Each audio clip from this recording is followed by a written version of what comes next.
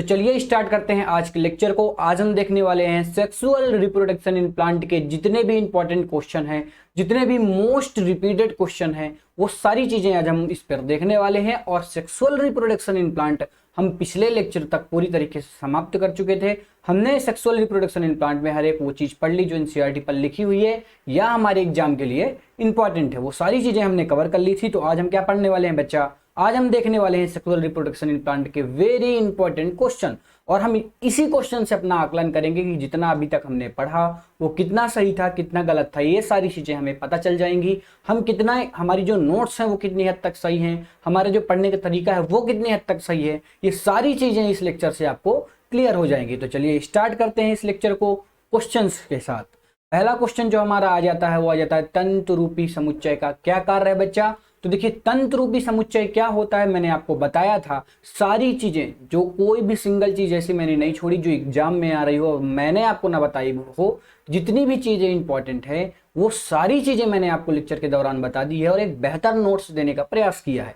अब आप अगर आप नोट्स में देखेंगे, अगर आपने मुझसे पढ़ा है और नोट्स में देखेंगे तो आप देखेंगे तंतु रूपी समुच्चय क्या होता है। तो तंतु रूपी समुच्चय बच्चा अगर आप देखेंगे तो सिनर्जेटिक कोशिकाएं होती हैं। ये मैंने बना दिया बीजांड। बीजांड में 3 कोशिकाएं होती हैं। 3 में बीज वाली तो अंड कोशिका होती है, और अंड कोशिकाओं के बगल बगल क्या पाई जाती हैं? सहायक कोशिका, जिसको हम बोलते हैं सिनर्जेटिक कोशिकाएं। ये कौन सी होती हैं? ये सहायक कोशिकाएं होती हैं। और ये सहायक सेल्स में क्या पाया जाता है? सहायक सेल्स को अगर मैं एक सहायक सेल को लूं तो इस तरह, ये सहायक सेल को मैंने ले लिया। सहायक सेल में पाया जाता है फिलीफ्रॉम अपेंडस, जिसको हम बोलते हैं तंतु रूपी समुच्चय। और तंतु रूपी समुच्चय क्या करता है? तंतु रूपी समुच्चय करता है कि पराग नलिकाओं को अंदर ले जाता है, उनको दिशा प्रदान करता है, उनका निर्देशन करता है। ये सारे काम कौन करता है? फिलीफ्रॉम अपेंडिस, जो कि सिनर्जेटिक कोशिकाओं पर पाया जाता है, जिसको हम सहायक कोशिका के नाम से भी जानते हैं। तो देखिए पहला ऑप्शन आ जाता है वर्तिका पर उपयुक्त पराग को पहचानना, बिल्कुल गलत ऑप्शन है ये। दूसरा नंबर आ जाता है जनन कोशिकाओं के विभाजन को प्रेरित करना, ये भी बिल्कुल गलत है। तीसरा ऑप्शन भी गलत है। चौथा ऑप्शन अगर आप पढ़ें तो उसमें लिखा हुआ है पराग नलिकाओं के प्रवेश का मार्गदर्शन करना, बिल्कुल सही आंसर, क्योंकि पराग नलिकाओं का मार्गदर्शन ही करता है तंतु रूपी समुच्चय, जिसको हम बोलते हैं फिलीफ्रॉम अपेंडिस। Is it clear? अब दूसरे क्वेश्चन को हम देखेंगे। दूसरा क्वेश्चन फिर से रिपीटेड आया नीट 2015 में। देखिए 2014 में क्वेश्चन पूछा गया तंतु रूपी समुच्चय से, और फिर इसके बाद नीट ने 2015 पर फिर से इससे क्वेश्चन पूछा। और इस बार क्या पूछा? इस बार उसने पूछा तंतु रूपी समुच्चय किसका अभिलक्षणिक गुण है। अभी अभी मैंने बताया कि तंतु रूपी समुच्चय कहां पर पाया जाता है बच्चा?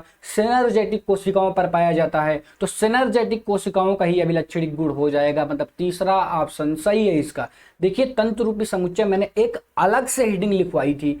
एक बात तो मैंने समझाया, समझाने के बाद फिर मैंने उसकी एक अलग हेडिंग लिखवाई, और फिर कई जगह नोट्स और इंपॉर्टेंट पॉइंट में भी मैंने तंतु रूपी समुच्चय को लिखवाया था। इसीलिए बच्चा, क्योंकि वो जो पॉइंट था बहुत ज्यादा इंपॉर्टेंट था, उसको बहुत ही बेहतर तरीके से मैंने एक्सप्लेन भी आपको किया था। अगर आपने मुझसे लेक्चर लिए होंगे तो आपको बहुत ही अच्छी तरीके से पता होगा। और हाँ एक बात, अगर आप क्वेश्चंस कर रहे हैं तो पहले क्वेश्चन को, पहले जो वीडियो चल रहा है उसको पुश कर दीजिए, अपने आप क्वेश्चन को सॉल्व कीजिए। आप देखिए अगर आपने मेरा लेक्चर लिया है, अच्छी तरीके से ईमानदारी से पढ़ा, तो सिंगल क्वेश्चन ऐसा नहीं है जो आप कर नहीं सकते, सारे क्वेश्चन आपसे बनेंगे। और इसी से आप आकलन कर लीजिएगा कि हम कितने बेहतरीन तरीके से पढ़ रहे हैं। नीट 2013 पर क्वेश्चन आया कि गुरु बीजाणुधानी किसके समतुल्य होती है। बच्चा जितने भी ये टर्म्स थे उनको मैंने क्या किया था, एक अलग पेज पर लिखवा दिए थे कि कौन किसके समतुल्य है। तो गुरु बीजाणु समतुल्य होती है किसके? बीजांड के समतुल्य होती है। और ये सारी चीजें मैंने क्या किया था, एक अलग से नोट्स में एक नोट डाल के इन सब चीजों को मैंने लिखवाया था। देखिए कोई भी सिंगल क्वेश्चन ऐसा नहीं आ रहा जो हमारी नोट्स से नहीं है, मतलब कहीं ना कहीं हमारी जो नोट्स है वो बहुत ही बेहतर नोट्स बनी हुई है। अब नेक्स्ट क्वेश्चन पर हम बढ़ेंगे और इस बार देखेंगे कि जनन छिद्र क्या होता है बच्चा। जब हम देख रहे थे, जब हम पराग नलिका को देख रहे थे, जब हम पराग कण को देख रहे थे, तो आप वहां पर देख रहे थे पराग कण में 3 परतें होती हैं। बाहर वाली जो होती है इसको हम क्या बोलते हैं? इसको हम बोलते हैं एक्साइन। अंदर वाली को हम क्या बोलते हैं? अंदर वाली को हम बोलते हैं इंटाइन। एक्साइन में स्पोरोपोलिन पाया जाता है। स्पोरोपोलिन जो होता है वो विश्व का सबसे कठोर पदार्थ होता है, ये पादप का। अब क्या होता बच्चा, अगर स्पोरोपोलिन पाया जाता तो पराग नलिका निकल नहीं पाएगी, तो कहीं कहीं बीच में क्या पाए जाते हैं, जर्म पोल पाए जाते हैं, जर्म पोर पाए जाते हैं, जिनको हम कहते हैं जनन छिद्र। जनन छिद्र जिस जगह पर पाए जाते हैं उस जगह पर स्पोरोपोलिन नहीं पाया जाता, और जनन छिद्र जहां पर पाए जाते हैं बच्चा वहीं से पराग नलिका निकलती है। क्या होती है, वहीं से पराग नलिका निकलती है। मतलब हम कह सकते हैं कि जनन छिद्र जो होता है वो पराग नलिकाओं को निकालने के लिए होता है, पराग नलिकाएं वहां से निकलती है। मतलब इसका अगर आप ऑप्शन देखेंगे तो तीसरा ऑप्शन इसका एकदम से सही ऑप्शन है।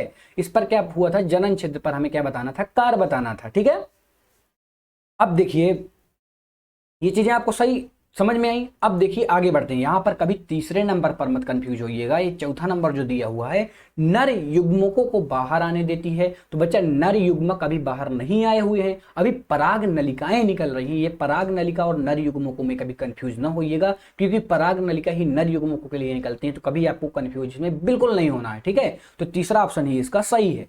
अब आगे बढ़ेंगे, और इस बार फिर से तंत्र रूपी समुच्चय से भैया क्वेश्चन आया, मतलब बहुत ज्यादा इंपॉर्टेंट है बच्चा। नीट 2011 में फिर से रिपीट हुआ इसका क्वेश्चन, और इस बार क्या पूछा गया, तंत्र रूपी समुच्चय किसका एक लक्षण है। किसका एक लक्षण है बच्चा, तंत्र रूपी समुच्चय एक सिनर्जेटिक कोशिकाएं मतलब सहायक कोशिकाओं का एक अभिलक्षण है। कि मतलब देखिए तंत्र रूपी समुच्चय कितनी बार रिपीट हुआ है। अब बच्चा मोस्ट रिपीटेड क्वेश्चन है इस चैप्टर का, क्या है, मोस्ट रिपीटेड क्वेश्चन है इस चैप्टर का। हम एक सीरीज बनाएंगे, जब हमारा सिलेबस कंप्लीट हो जाएगा तो हम एक सीरीज बनाएंगे, और उस सीरीज में मोस्ट रिपीटेड क्वेश्चन हम करेंगे।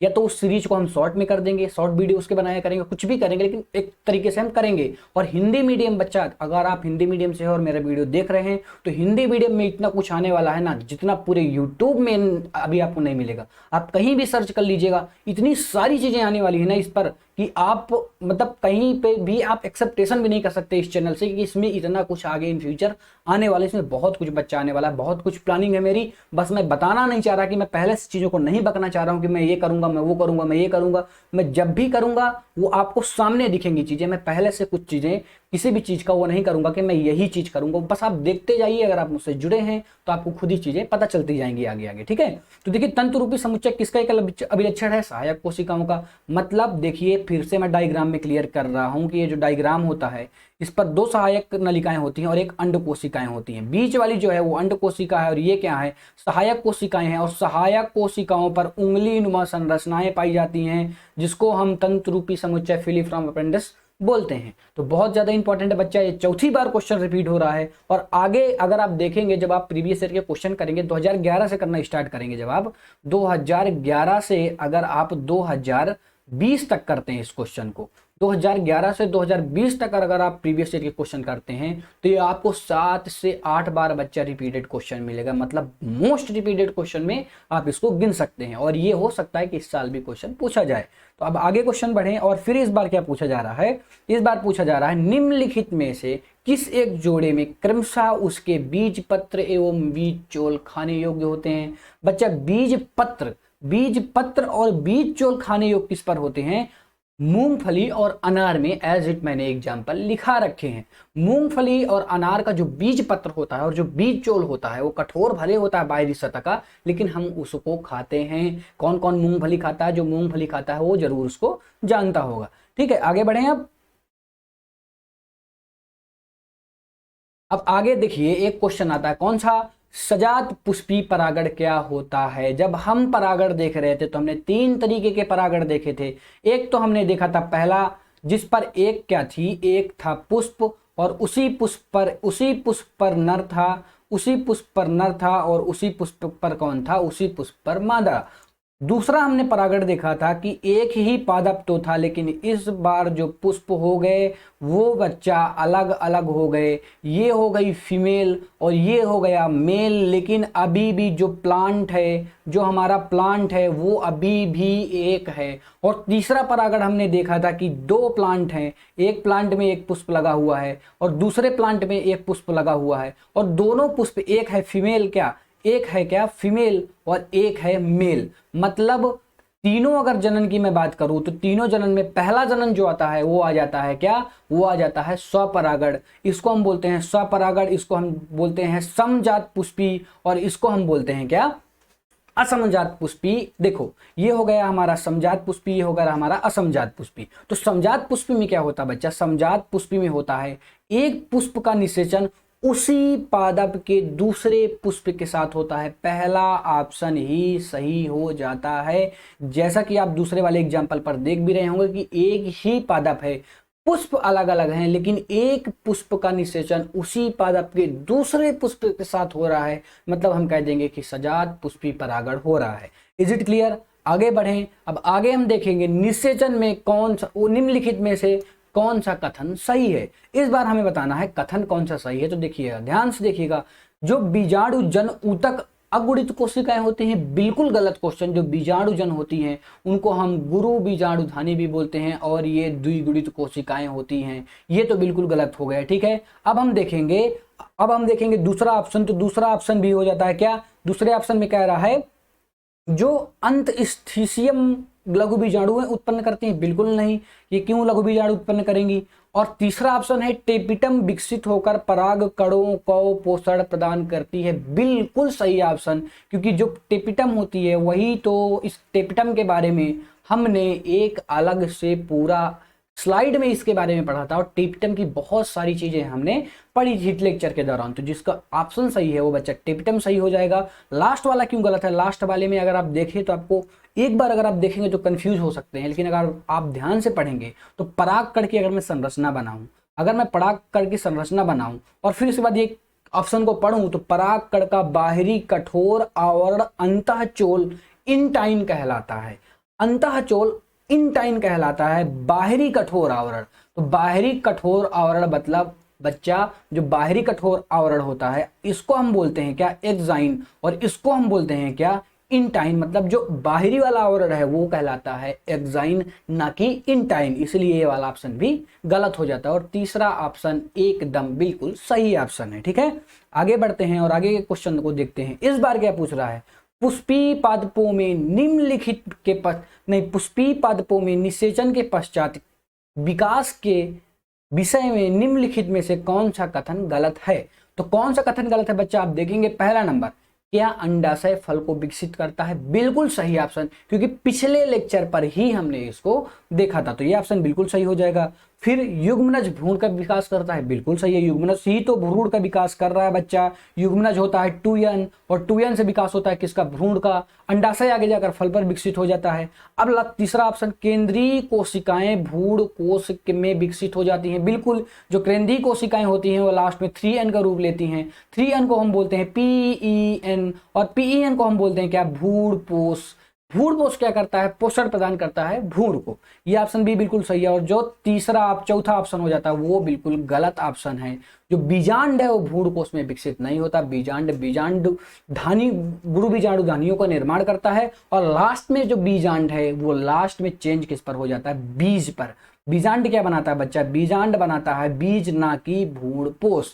ये भी आपको क्लियर हुआ। एक एक चीजें हमने लेक्चर पर पढ़ी, अगर आपने मेरा लेक्चर देखा होगा तो आपको कभी कोई कंफ्यूजन हो ही नहीं सकती। आप ये सारे क्वेश्चन अपने आप कर लेंगे। अगर आपने नहीं देखा बच्चा, और आपको इस चैप्टर में कोई भी प्रॉब्लम होती तो आप मेरा लेक्चर देखिए, किसी भी प्रकार की कोई भी कंफ्यूजन आपके अंदर नहीं रह जाएगा जब लेक्चर आप पूरे देख चुके होंगे। अगले क्वेश्चन पर पढ़ेंगे और हम देखेंगे इस बार क्या, कि जो बीज का अवशिष्ट बीजांड काय क्या कहलाता है। हमने क्या देखा था बच्चा, हमने देखा था बीज जो होती हैं, जो सीड होती हैं वो कई तरीके की होती हैं, और कुछ सीड में क्या होता है, कुछ सीड में भ्रूणपोष बचा रह जाता है, मतलब भ्रूणपोष बचा रह जाता है और जाकर क्या बनाता है, बीजांड काय का निर्माण करता है, और उसको हम कहते हैं परिभ्रूणपोष। ये सारी चीजें हमने बच्चा लेक्चर के दौरान ही देख ली थी। ठीक है, अब आगे बढ़ेंगे और आगे का क्वेश्चन देखिएगा, सहायक कोशिकाओं से, फिर से सहायक कोशिकाएं, देखिए मतलब ये सहायक कोशिकाएं और फिलीफ्रॉम अपेंडिस, अगर आप देखेंगे तो सहायक कोशिकाओं पर ही फिलीफ्रॉम अपेंडिस पाया जाता है, मतलब कि तंतुरूपी समुच्चय पाया जाता है।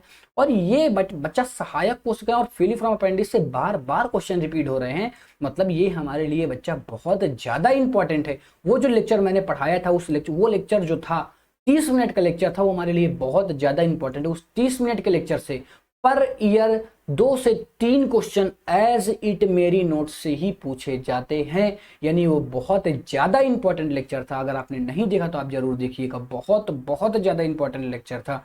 अब देखिएगा यहाँ पर क्या कह रहा है, सहायक कोशिकाओं में रस खलित हुए नर युग्मकों का परिणाम क्या होता है।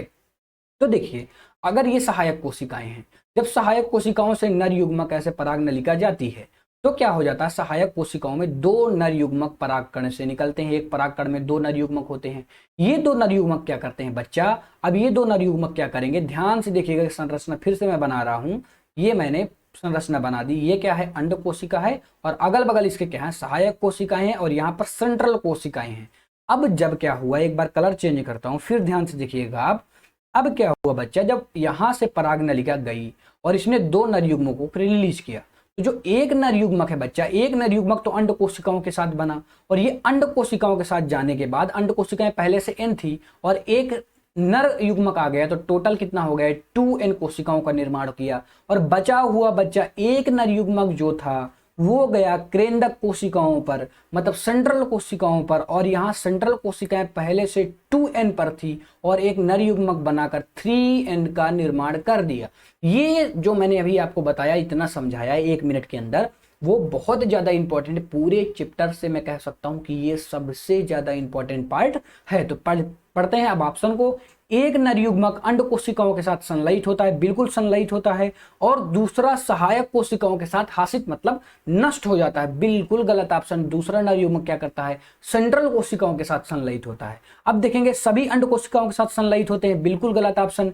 तीसरा ऑप्शन देखेंगे, एक अंड कोशिकाओं के साथ संलयित होता है और दूसरा सहायक कोशिकाएं केंद्रक के साथ संलयित हो जाता है। ये ऑप्शन आप कह सकते हैं एक अंड कोशिकाओं के साथ संलयित होता है और दूसरा सहायक कोशिका केंद्रक के साथ, बिल्कुल गलत है बच्चा। सहायक कोशिका केंद्रक के साथ क्यों होगा, ये भी बिल्कुल गलत ऑप्शन है। तो चौथा ऑप्शन क्या है, एक अंड कोशिकाओं के साथ संलयित हो रहा है और दूसरा केंद्रीय कोशिकाओं के केंद्रकों के साथ हो रहा है, बिल्कुल सही ऑप्शन है। जैसा कि मैंने अभी आपको डायग्राम से समझाया था, डायग्राम से मैंने क्लियर किया था, वही चीज मैंने अभी आपको बताई और चौथा ऑप्शन इसमें सही है और आपको समझ में भी बच्चा आ रहा होगा क्योंकि मैंने यहां पर भी आपको डायग्राम क्लियर कर दिया है। अब आगे बढ़ते हैं और आगे के क्वेश्चन को देखते हैं। जलकुंभी और जल लिली बच्चा, इसको मैंने एक अलग से IMP मतलब मोस्ट इंपॉर्टेंट क्वेश्चन में लिखवाया था कि बच्चा कभी भी वाटर लिली जो होती है इसमें आगे वाटर तो लगा हुआ है, इसमें आगे वाटर तो लगा हुआ है, लेकिन ये कभी वाटर मतलब पानी के द्वारा परागण नहीं दर्शाती बच्चा।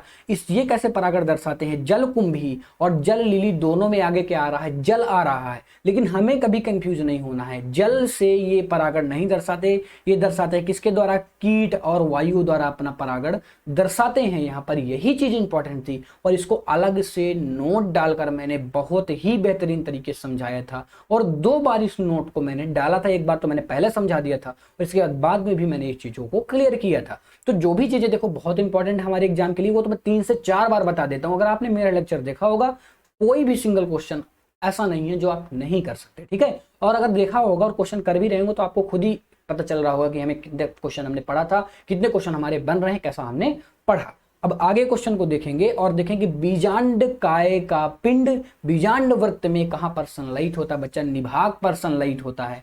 मैंने जब आपको ये डायग्राम बताया था, क्या जब मैंने ये आपको डायग्राम बताया था तब आपने क्या देखा था, यहां पर क्या होता है, यहां पर होता है निभाग, यहाँ पर क्या होता है, निभाग होता है, और निभाग पर ही क्या होता है, बीजांड पिंड जो होता है, बीजांड वृत्त जो होता है वहीं पे संलयित होता है। ये क्या हो जाता है, हमारा निभाग वाला पार्ट। और इसका जो ऑप्शन सही बच्चा वो निभाग वाला ऑप्शन बिल्कुल सही ऑप्शन है, ठीक है। अब आगे बढ़ते हैं, अब देखेंगे दोहरा निषेचन के बारे में। दोहरा निषेचन तो हमने पिछले लेक्चर पर ही देखा था। दोहरा निषेचन में क्या हो जाता है, 2 नर युग्मकों का एक अंड कोशिकाओं के साथ संलयन। फिर से बच्चा वही बात आ रही जो मैंने अभी आपको डायग्राम पर समझाया, और बताया कि ऐसे नर युग्मक जाएगा, एक नर युग्मक अंड कोशिकाओं के साथ संलयित होगा, एक नर युग्मक केंद्रक के साथ संलयित होगा, मतलब सेंट्रल कोशिकाओं के साथ संलयित होगा, एक 3n का निर्माण करेगा, एक 2n का निर्माण करेगा, 2n वाला युग्मनज बनाएगा, 3n वाला भ्रूणपोष बनाएगा। ये सारी चीजें मैंने आपको अभी भी बताई और फिर से वही क्वेश्चन रिपीट हुआ। और नीट 2019 में बच्चा जितने भी मैंने क्वेश्चन बताए वो सारे रिपीटेड क्वेश्चन है, प्रीवियस ईयर के क्वेश्चन है, 2019 का क्वेश्चन है और इसके पिछले वाला भी 2019 का क्वेश्चन था। तो इसमें क्या कह रहा है, दो नर युग्मकों का एक अंड कोशिकाओं के साथ संलयन होता है, बिल्कुल नहीं होता है। एक नर युग्मकों का दो, बिल्कुल नहीं होता है। एक पराग नलिकाओं के दो नर युग्मकों को दो भिन्न अंड कोशिकाओं के साथ संलयन होता है, बिल्कुल गलत है। युग्मक संलयन और त्रिसंलयन, हाँ युग्मक संलयन और त्रिसंलयन इसमें सही हो जाएगा, क्योंकि देखो पहला क्या करता है, युग्मक संलयन मतलब 2n का निर्माण होता है, किसका, 2n का निर्माण होता है, और 3n त्रिसंलयन मतलब 3n का निर्माण होता है। और इसीलिए तो बच्चा हम इसको दोहरा निषेचन बोलते हैं। मतलब दोहरे निषेचन में क्या होता है बच्चा, अगर मैं आपको द्विनिषेचन की बात करूं तो द्विनिषेचन में होता क्या है, द्विनिषेचन में यही ना होता कि इसमें दो तरीके के निषेचन होते हैं। एक निषेचन बनाता है 2n का निर्माण करता है, और दूसरा निषेचन होकर 3n का निर्माण करता है। 2n वाला हमारा युग्मनज का निर्माण करता है, 3n वाला हमारा भ्रूणपोष का निर्माण करता है। भ्रूण पोषण देता है किसको, भ्रूण को करता है, भ्रूण को देता है। जब युग्मनज विभाजन होना चालू हो जाता है तब क्या करता है, 3n पोषण देने लगता है भ्रूण को, मतलब युग्मनज को। ठीक है, यहां तक की चीजें क्लियर हुई। अब देखिए एक लास्ट क्वेश्चन मैं करवाने जा रहा हूं। इस पर क्या पूछ रहा है, इस पर पूछ रहा है पराग कणों का बहुत वर्षों के लिए द्रव्य नाइट्रोजन में किस टेम्परेचर पर रखा जाता है। इसको भी मैंने बच्चा बताया था, -196 डिग्री सेल्सियस पर इसको रखा जाता है।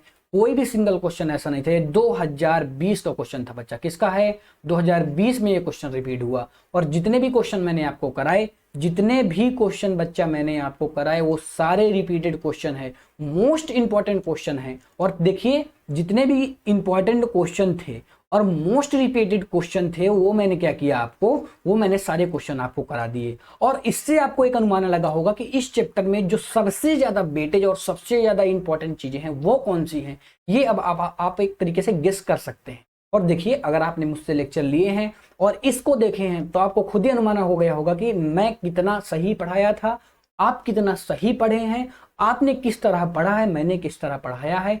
ये सारी चीजें आपको इस लेक्चर से क्लियर हुई होंगी। और देखिए इस चैप्टर को हम यहीं से समाप्त करते हैं। इस चैप्टर की सारी चीजें हमने देख ली, इंपॉर्टेंट क्वेश्चन भी देख लिए। कल से हम स्टार्ट करने वाले हैं ह्यूमन रिप्रोडक्शन। कौन सा, ह्यूमन रिप्रोडक्शन कल से हम स्टार्ट करने वाले हैं। रोज सुबह 10 बजे क्लासेस रहती हैं, रोज सुबह 10 बजे बच्चा क्लासेस रहती हैं, लाइव क्लासेस होती हैं, रिकॉर्ड लाइव क्लासेस चलती हैं। रोज सुबह 10 बजे क्लासेस को अटेम्प्ट करिए। मेरी क्लास जो रहती है 30 से 35 मिनट की रहती है, और 30 से 35 मिनट की क्लास बच्चा रोज सुबह आप बहुत ही सिंपल वे पर अटेम्प्ट कर सकते हैं। तो देखिए रोज सुबह अटेम्प्ट करिए, 10 बजे आइए, पढ़िए और लग के पढ़िए। 360 आउट ऑफ 360 का नीट पर टारगेट रखिए। हिंदी मीडियम से हैं और मुझसे पढ़ रहे हैं, मतलब कोई भी आपको प्रॉब्लम नहीं होगी, ये मेरी गारंटी है। डाउट काउंटर भी ओपन होने वाले हैं। डाउट काउंटर में आप उस दिन की लेक्चर की कोई सी भी बात किसी भी टाइम पर दिन में पूछ सकते हैं और उसका आपको आंसर डाउट पर मिल जाएगा। इसके लिए क्या किया जाएगा, कैसे डाउट काउंटर चलेगा, ये सारी चीजों का एक पर्टिकुलर वीडियो मैं बनाकर डाल दूंगा। अगर आप मुझसे क्लास ले रहे हैं तो मुझसे जुड़े रहें, अगला लेक्चर देखते रहें। पर डे क्लास आती हैं, संडे को क्लास नहीं आती हैं। अपनी स्टडी को बेहतरीन तरीके से करें, जो भी प्रॉब्लम है उसको तुरंत क्लियर करें, क्वेश्चन प्रैक्टिस ज्यादा करें, ये सारी चीजें आप करते रहें। और मैं दावा करता हूं कि आपके 360 आउट ऑफ 360 आएंगे। कोई नहीं रोक सकता कि आपके इतने मार्क्स नहीं आएंगे, क्योंकि आप बहुत ही बेहतरीन तरीके से पढ़ रहे हैं। थैंक यू, मिलते हैं कल सुबह 10 बजे।